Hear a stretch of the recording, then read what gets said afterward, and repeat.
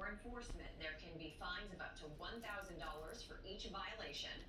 Thousands of other bars have been operating as restaurants under a different set of guidelines that were announced in the summer. Another rise in hospitalizations for COVID-19 patients. 10 more people brought into the hospital for a total of 203. There are now 76 patients in ICU, 33 patients on ventilators. There were also 2 new deaths reported for a total of 1,209.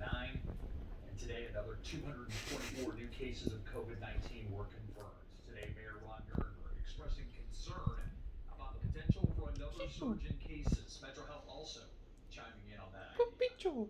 As we are preparing for another surge that may come, we're also hoping that we have provided enough information and education to people to recognize what not only the risky behaviors are, but what your personal risk factors are. A lot of concern about the holidays too. Metro Health says while they are not planning on canceling holiday celebrations, they do want people to take proper precautions like mask wearing, limiting gatherings, staying home when sick. There's also still plans to hold the Rock and Roll Marathon at the end of the year with runners not wearing masks and placing them into smaller groups as they run together. The San Antonio Stock Show and Rodeo will also see it downsized as organizers hope to hold the event at the Freeman Coliseum in February.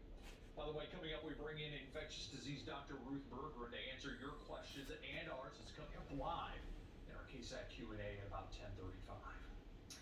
Well, they were hit by a driver suspected of driving drunk. A night beat update tonight on the pair of Precinct 2 Bexar County deputy constables that were hit in Austin. One is now preparing for her 7th surgery after both her legs were crushed. The crash happened last week while both were off duty and working traffic control in Austin. The Precinct 2 constable's office says doctors had to take tissue from Venus's calf and thigh. While her family is staying in Austin during the treatment. Stop winking at me, man. Is in the hospital because of COVID-19 concerns. Sergeant Alfred Alcantar was also injured. He is recovering and at home waiting for the swelling in his foot to go down before doctors can operate.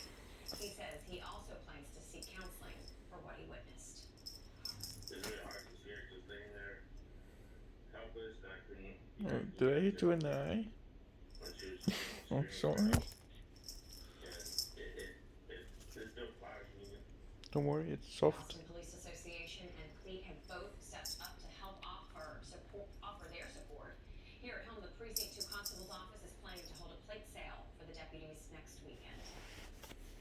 New tonight, some good news. A manufacturing facility hoping to add more than 600 jobs to the city's south side. It's just one sign of growth in this area. More homes also under construction. 19's Tiffany Huertas with a look at the positive change.